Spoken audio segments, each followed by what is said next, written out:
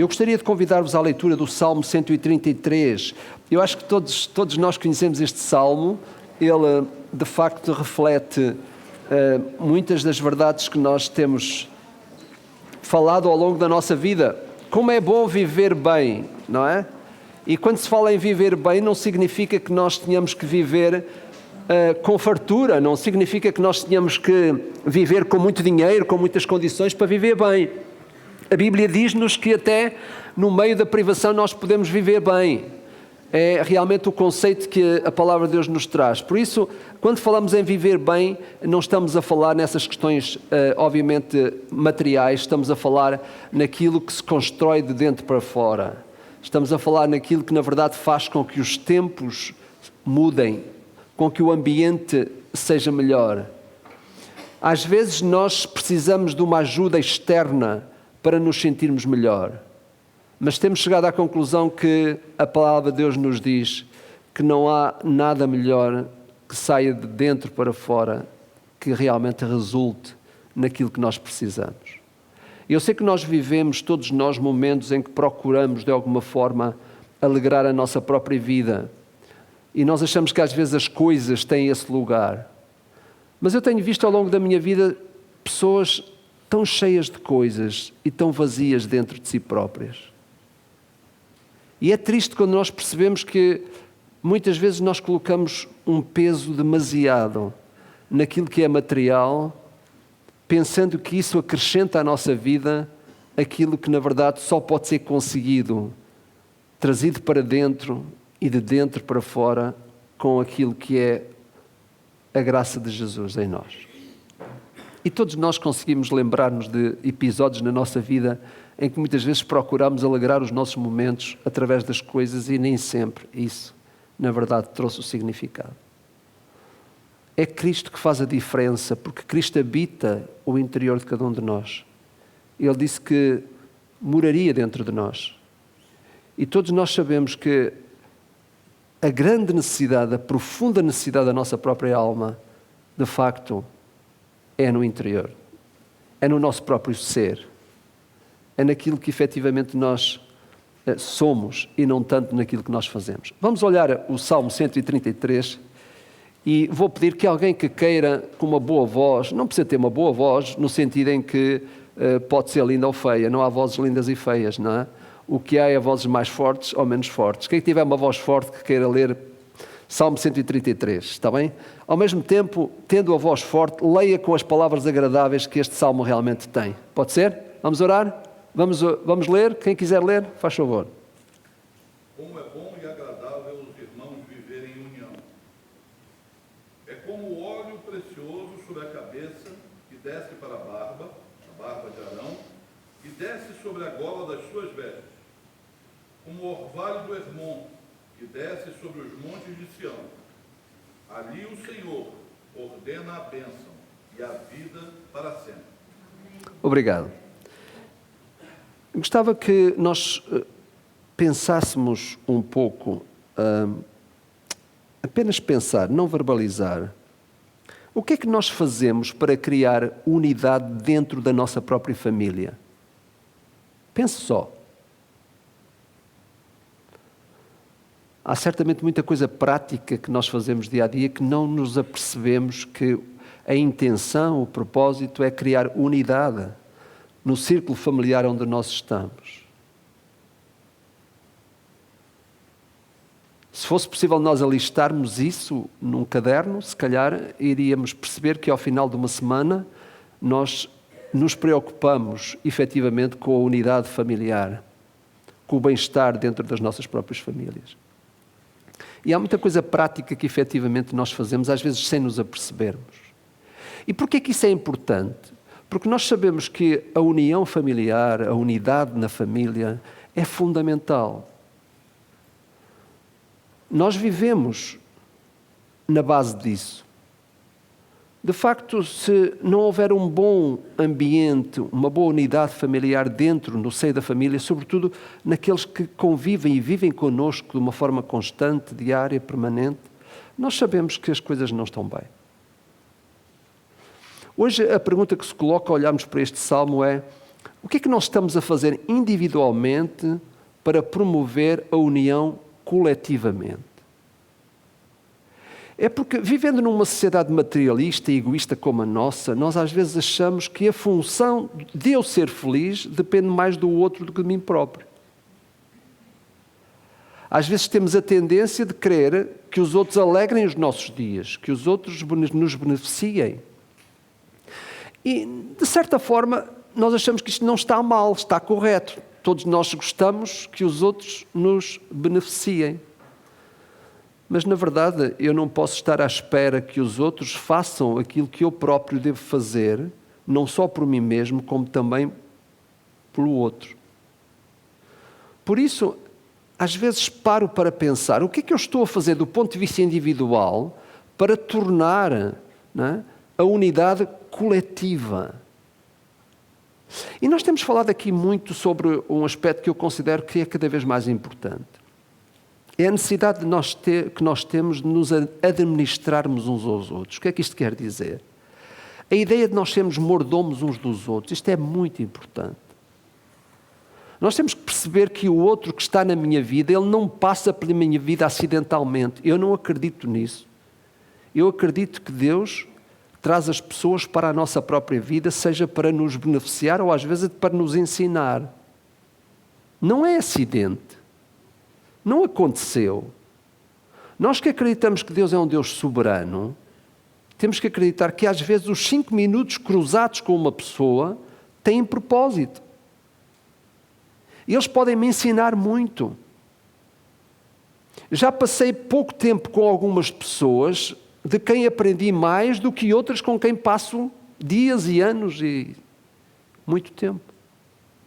Portanto, tem que haver uma percepção clara de que se Deus é o Deus que na verdade domina, o Deus que comanda, o Deus que efetivamente é um Deus absoluto, que se preocupa com os detalhes da nossa própria vida, então eu tenho que perceber que mesmo esses 5 minutos, ou as pessoas que passam na nossa própria vida, elas são fundamentais porque elas servem como um meio para eu ser melhor. Então, se os outros têm um papel importante na minha vida, então significa que eu tenho um papel importante na vida dos outros. É recíproco. Não há unilateralidade no relacionamento. Há bilateralidade. O outro tem que ser visto por mim da mesma maneira como o outro, eu quero que o outro me veja. Então isto é interessante porquê? Porque a maior parte das vezes é isto que acontece. Nós estamos à espera de ser beneficiados. Queremos viver num país que traga regalias para nós, um país onde nós vivemos bem. Queremos viver numa cidade que tenha tudo de bom.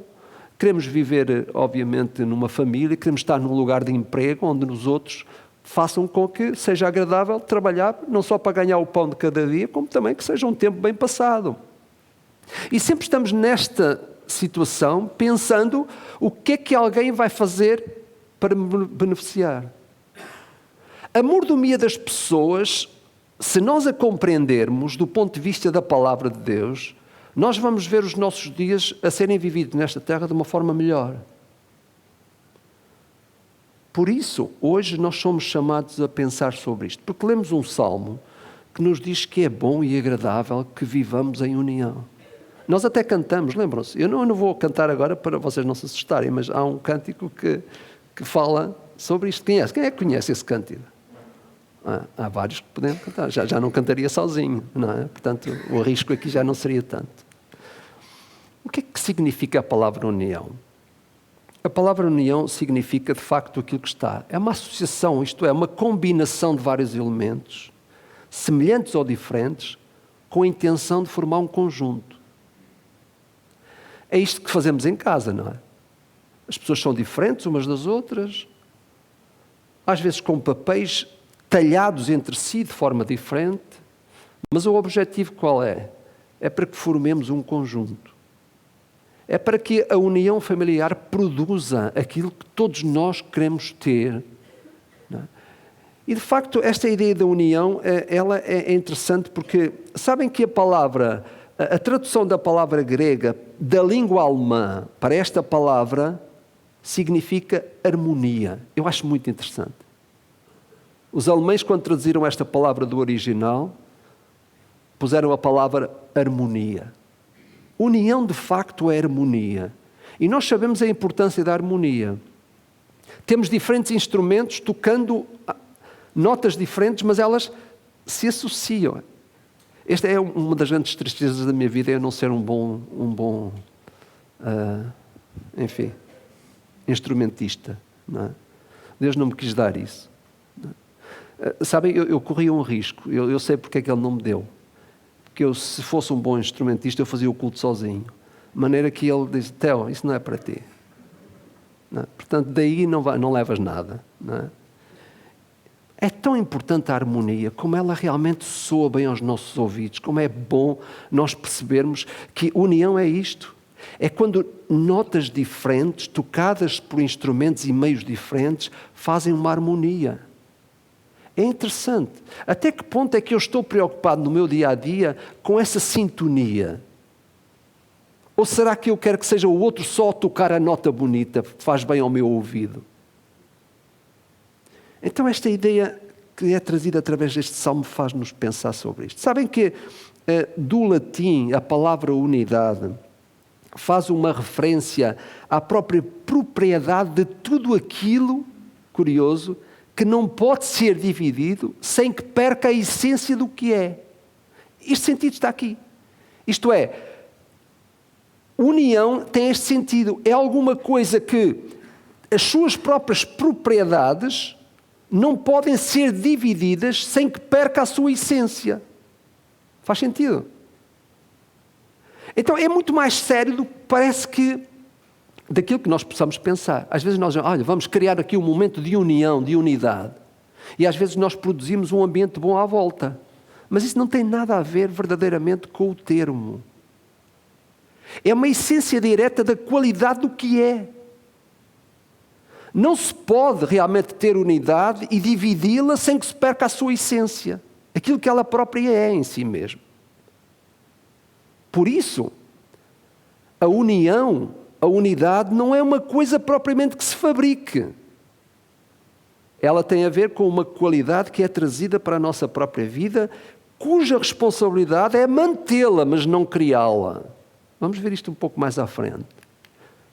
Outra ideia aqui, meus irmãos, tem a ver com esta característica que aparece aqui. Sabem que a unidade, de facto, não significa uniformidade. Nós somos todos diferentes uns dos outros. Nós temos características diferentes, temperamentos diferentes, experiências diferentes, seja pela via da naturalidade ou mesmo da dominação, pensamentos diferentes. Viemos até de igrejas diferentes, muitos de nós. Agora, a unidade o que é que pressupõe? Pressupõe que nós ouçamos até mesmo aquelas pessoas que são diferentes e vivamos com essas pessoas que são diferentes. Unidade tem a ver com isto. Unidade sempre exige efetivamente objetivos, propósitos. Às vezes exige que nós nos envolvamos com tudo o que nós somos, com o coração, com o espírito. Envolve também a própria fé, a crença nas coisas. Sem isto, a unidade, na verdade, não acontece. Agora, enquanto a unidade tem estas características próprias, geradas pela natureza de si mesmo, reparem, não somos nós que produzimos. Por exemplo, nós fomos unidos em Cristo. Alguém faz alguma coisa para essa união? Não. A unidade é-nos trazida, essas características são-nos trazidas pela obra de Cristo para a nossa própria vida. Agora, a união é algo que não acontece ocasionalmente.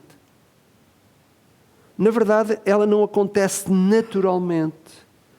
Ela precisa ser trabalhada. É uma qualidade que recebemos, mas ela precisa ser trabalhada. Ela precisa ser fomentada, precisa de acontecer.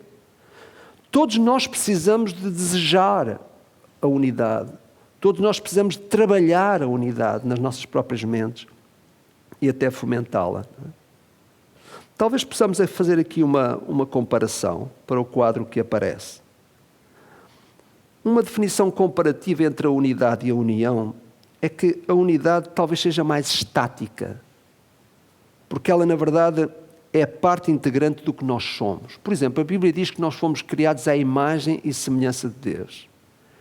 Esta é a unidade que nós temos com Deus. E ela é estática, porquê? Porque eu não posso demovê-la. Eu não posso retirar a imagem de Deus em mim. Ninguém pode. Ela produziu o efeito da unidade, daquilo que me liga a Deus. E eu não posso, Deus, mesmo que eu dissesse, Deus, eu não acredito em Ti, eu não quero nada contigo. Nós não podemos mudar a unidade, porque ela é parte intrínseca do nosso próprio ser. Foi assim que fomos criados. Eu não posso fazer nada contra a minha criação. Deus nos fez assim. Ele quis que nós ficássemos unidos a Ele. E por isso Ele nos criou parecidos com Ele. Agora reparem, a união, ao contrário da unidade, de facto, ela faz algo dinâmico dentro de nós. Ela requer que nós deixemos que a unidade efetivamente aconteça. Essa é a diferença que eu vejo entre unidade e união. É que eu não posso fazer nada pela unidade, mas posso fazer pela união. Somos um em Cristo e somos unidos dessa maneira. Mas a união pede que nós trabalhemos essa unidade para que ela seja cada vez mais perfeita dentro de nós. É por isso que, olhando para este salmo, foi um salmo escrito por Davi, ele é considerado o salmo da romagem, isto é um salmo que era cantado em peregrinação, era cantado conforme o povo seguia a caminho de Jerusalém, era cantado em dias de festa, por exemplo. E é interessante porque o salmista experienciou o resultado desta união. Ele teve momentos em que ele chegou ao ponto em que ele foi capaz de dizer o que aqui está, no verso 2. No versículo 1 ele diz: "Oh, como é bom e agradável que os irmãos vivam ou trabalhem em união." É interessante que ele caracteriza aqui algo muito interessante para dizer exatamente isto. É bom e agradável, isto é, o que sai, o produto, o resultado, quando nós buscamos uma união baseada na unidade que já temos em Cristo Jesus, chegamos à conclusão que é bom e agradável. O que é uma coisa boa? O que é uma coisa agradável? É interessante que o salmista faz esta declaração dupla entre a união entre os irmãos, e ele vai mais além do que a própria ideia de união familiar. É interessante que a palavra no original traz-nos a ideia do compatriota. Quem é o compatriota? É aquele que partilha da mesma pátria, aquele que partilha da mesma nacionalidade, ou talvez da mesma região também. E, aliás, eu descobri alguma coisa interessante sobre o compatriota nesta semana, enquanto estava a aprofundar esta ideia. Sabem que há um conceito, compatriota, há um conceito na arquitetura chamado compatriota. Isto é aquela zona maciça de alvenaria que se coloca entre as portas, que ajuda a fazer o quê? A dar sustentabilidade à porta. Podemos bater a porta com muita força e ela não vai abaixo. Às vezes vai, não é? Essa zona aí chama-se compatriota. Achei muito curioso. É aquela parte da alvenaria que se enche para dar sustentabilidade. Reparem bem o que é que o salmista está a dizer. Se quisermos aplicar isso à arquitetura. Ele está a dizer que realmente esta ideia de viver em união significa isso. É a sustentabilidade que nós trazemos para a estrutura da nossa própria vida. E todos nós sabemos o quão é importante. Se nós não tivermos união uns com os outros, o que é que acontece no meio disso? Confusão, seja em casa, seja no emprego, seja em qualquer lugar, até na rua, não é? Até no trânsito. É interessante porque ele está a dizer aqui que esta ideia de robustez, da resistência, a união tem este propósito. E é interessante porque ele está a dizer aqui, é bom que eles vivam em união. Sabem qual é a palavra aqui para viver? É habitar. Já não é aquela situação em que de repente, eu vivo na mesma cidade, mas pode estar a léguas de distância do outro. Então se for lá em São Paulo ou no Rio, etc, não é? Falando, e se for aqui em Lisboa, ou se for em Lisboa, e Braga também é curtinha, mas pronto. Não é? A ideia de habitar em união. Habitar significa estar com o outro de uma forma permanente. Não significa viver, eu assim, aquela ideia que nós temos, eu conheço aquela pessoa, conheço. Viu-a, não é?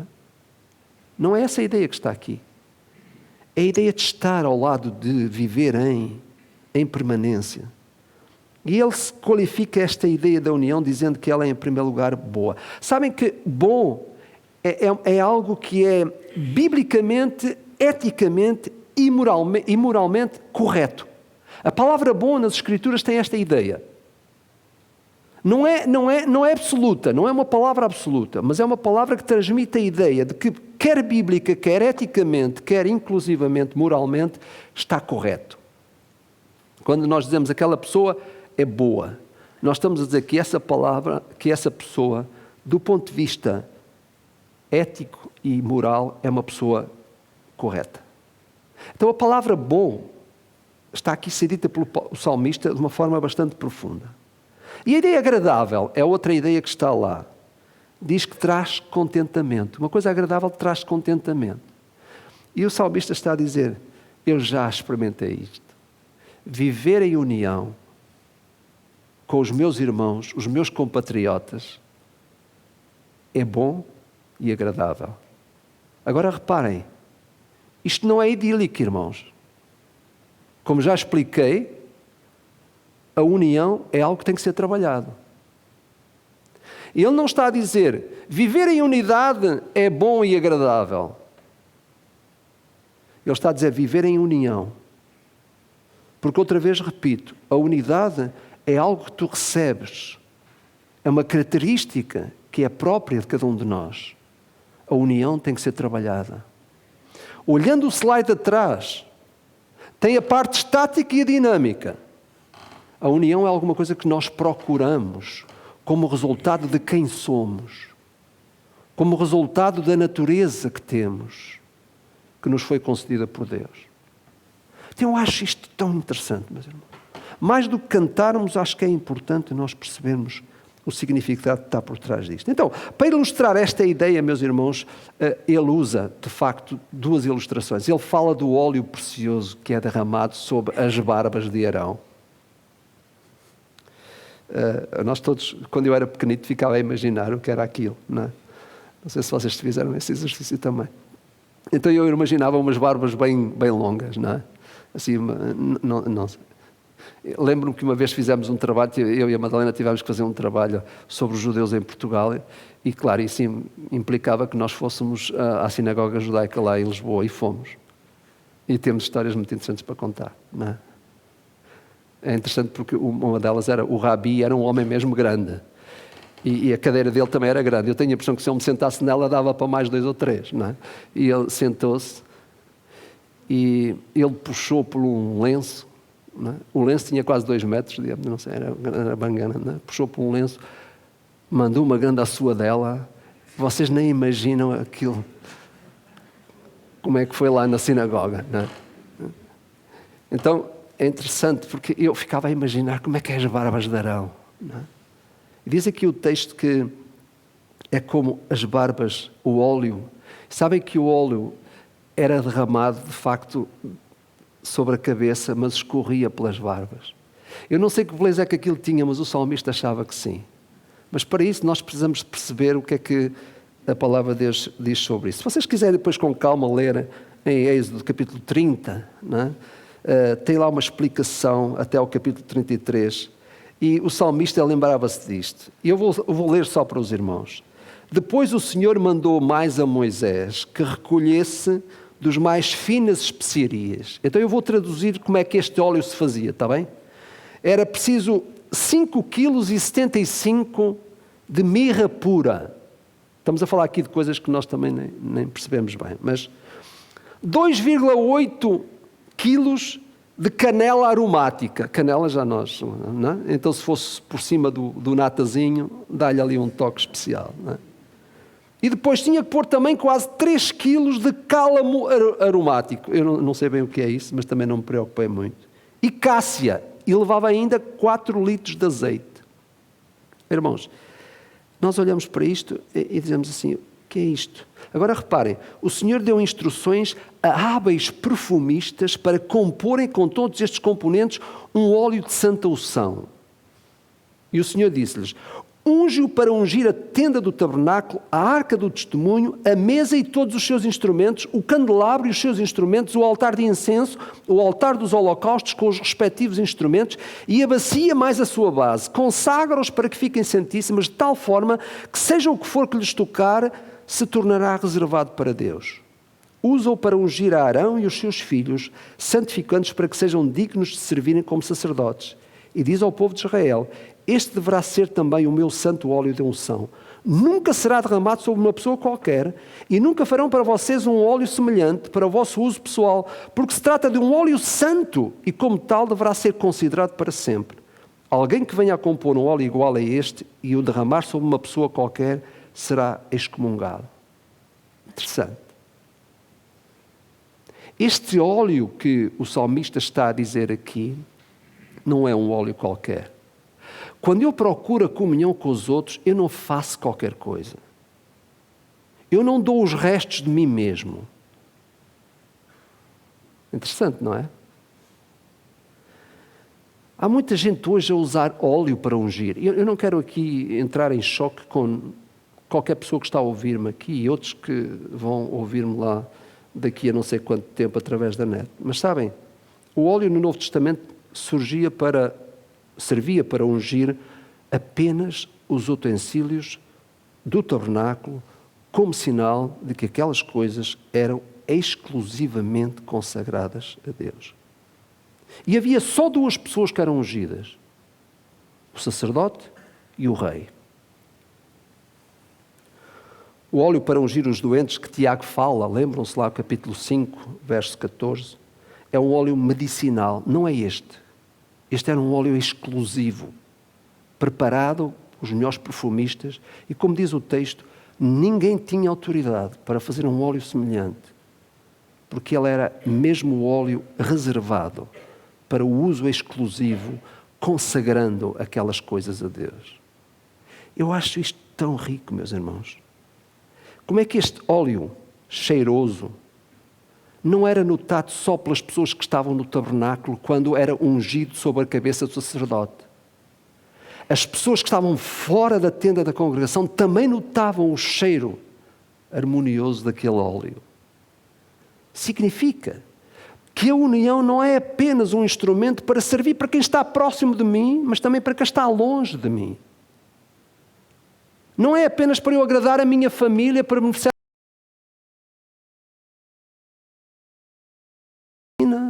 O que nós fazemos deve ter repercussão para lá daquilo que é o meu espaço. Porque a Bíblia não fomenta o egoísmo de forma alguma. Recordam-se qual foi a oração que Jesus orou na oração sacerdotal? A oração de João 17 é um dos capítulos mais profundos da Bíblia.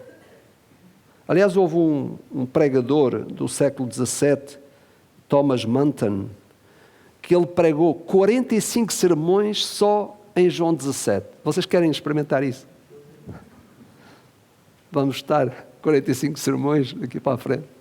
Não tem que ser só eu, posso convidar outros pregadores, não é? Mesmo assim, 45 sermões só em João capítulo 17. Esta oração que Jesus fez, não é? Sabem que há uma coisa curiosa? Por todos. Eu acho isto tão interessante. Jesus ora por todos. Ele ora por si, ora pelos seus apóstolos, pelos seus discípulos e ora pela sua igreja. É interessante. Esta é uma oração que atinge os nossos dias. É uma oração que atinge a eternidade. E o que eu acho tão interessante, meus irmãos, é que há aqui 4 características pelas quais Jesus ora, eu vou pô-las de forma corrida. Ele ora para que haja verdade no povo de Deus. Ele ora para que haja santidade no povo de Deus. Ele ora para que haja missão no povo de Deus. E agora reparem, ele ora para que haja unidade. Interessante. Ele falou da unidade que deve existir entre o povo de Deus, da mesma forma como existe unidade entre Ele e Deus, na Trindade. Eu acho isto tão incrível. Deus estar a desejar para o seu povo o mesmo que deseja para si próprio. Eu acho que isto é profundíssimo. Deus querer ver na terra filhos seus a viverem da mesma forma como Deus o Pai vive com Deus o Filho e Deus o Espírito Santo. Nós ainda não percebemos nada. Não percebemos nada de Deus. Como é que Deus tem um desejo tão profundo a respeito de nós próprios como tem para consigo mesmo? Isto é impressionante. Essa tal unidade tem que ser trabalhada e buscada, meus irmãos. Jesus orou para que nós sejamos um. Jesus não orou pela unidade dos seus, sem que orasse primeiro pela unidade entre Ele e o Pai. Eu acho isto tão interessante. Jesus estava na terra sujeito às mesmas crises que nós temos, sujeito à mesma humanidade, e Ele disse que Ele próprio buscava esta união com o Pai todos os dias. Nós vemos Jesus a buscar o monte, a buscar a intimidade com o Pai, porque Ele desejava isto. Porque a união, alguma coisa tem que ser trabalhada. Nós podemos dizer, Jesus não precisava, porque é que Ele precisava de ir ao monte orar, etc, etc. Porque é que Ele precisava de ir à sinagoga para adorar e ler a palavra, isso tudo? Ele era Deus. Pois é porque a unidade que havia entre o Pai e o Filho requeria que a união fosse trabalhada. Porque Jesus estava numa condição em que realmente precisava disso. E nós precisamos disso.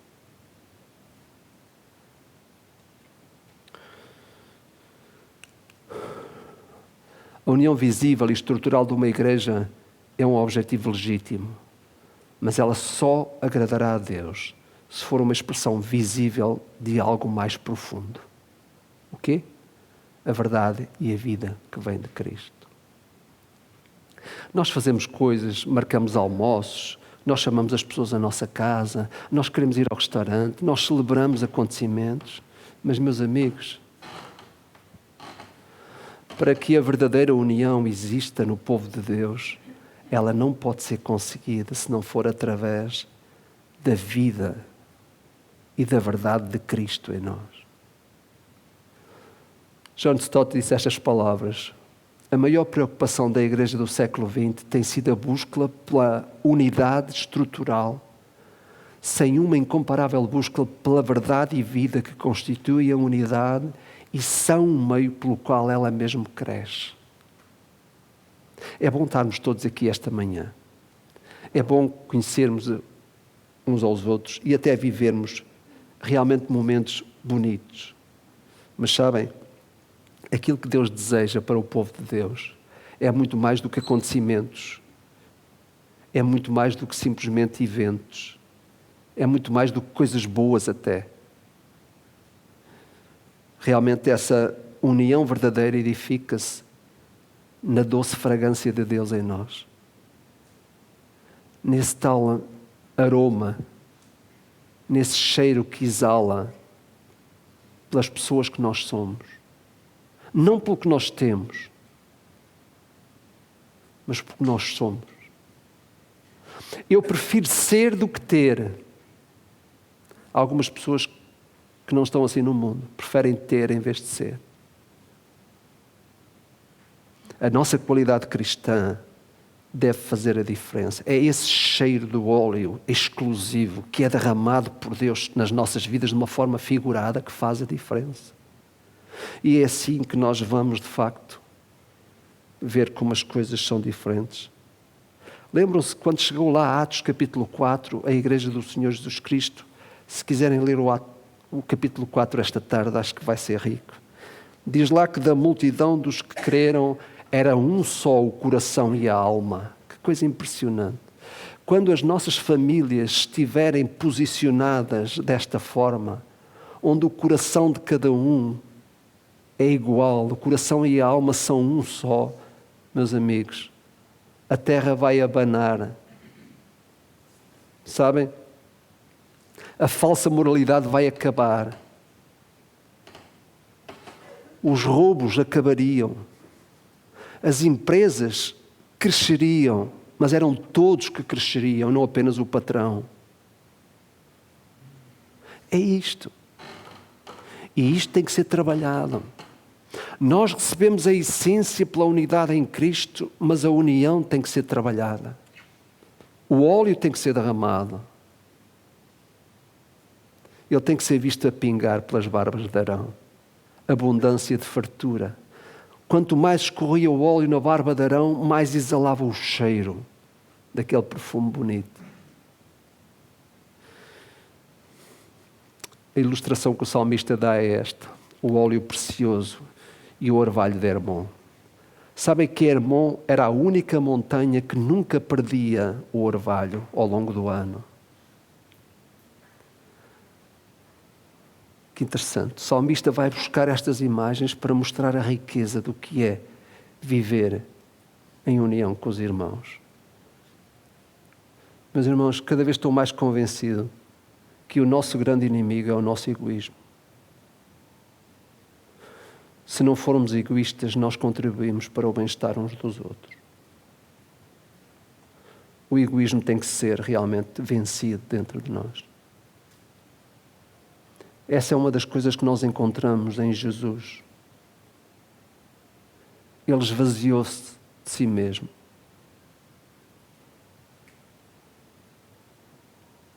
Para que pudéssemos, de facto, encontrar todo o significado, não apenas presente, mas um significado eterno para a nossa própria vida.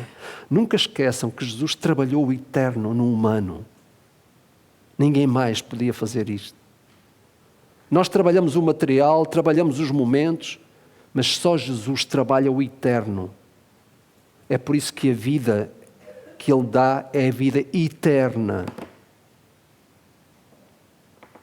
E é essa vida que nós não alcançamos pelo dinheiro nem qualquer outra coisa.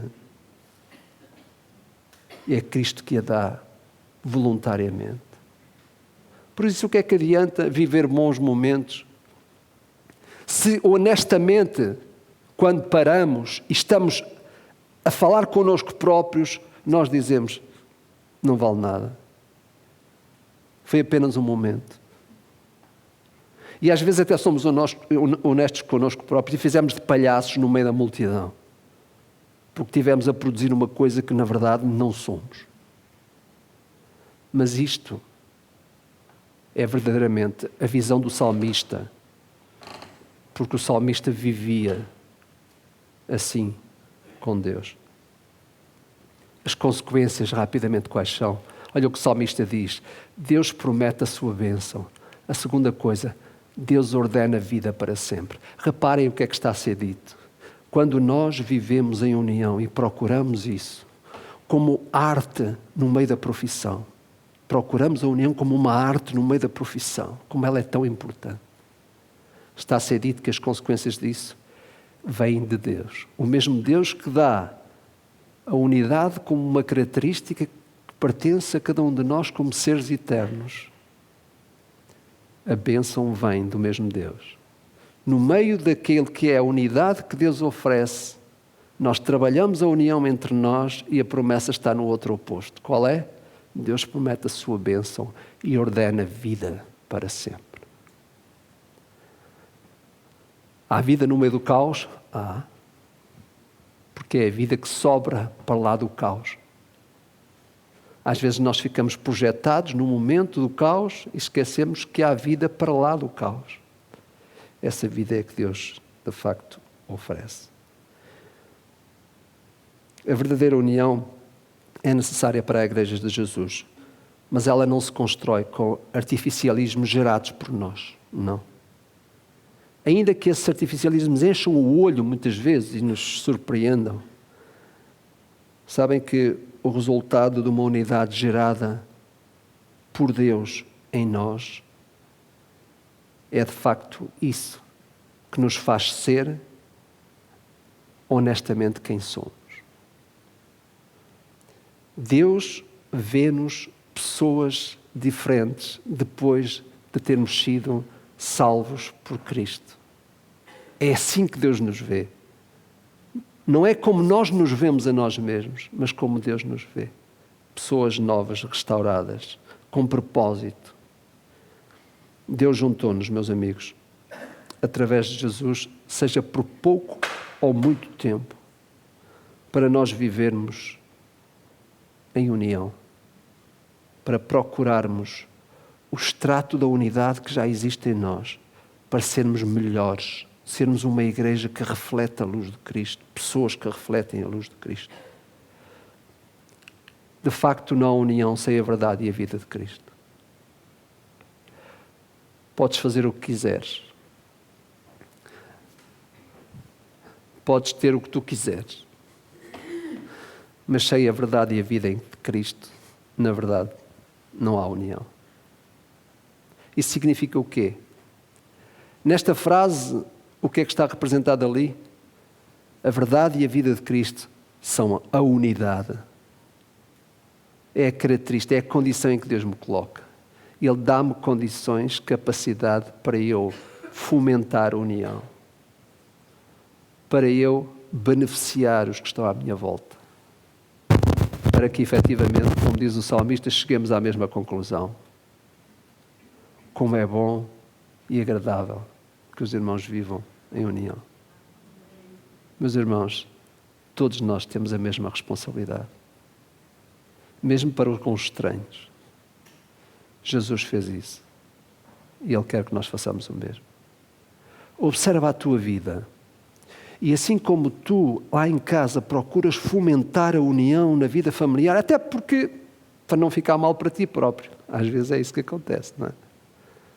Procura olhar às pessoas que Deus trouxe para a tua vida e pergunta, como é que eu posso beneficiar a vida daquele irmão? Como é que eu posso beneficiar a vida do outro? Como é que eu posso fomentar a união, uma vez que Cristo, pela sua graça, trouxe as características da unidade para dentro de mim mesmo e eu sou responsável por isso também e mordomo disso mesmo. Então que Deus nos abençoe. Amém.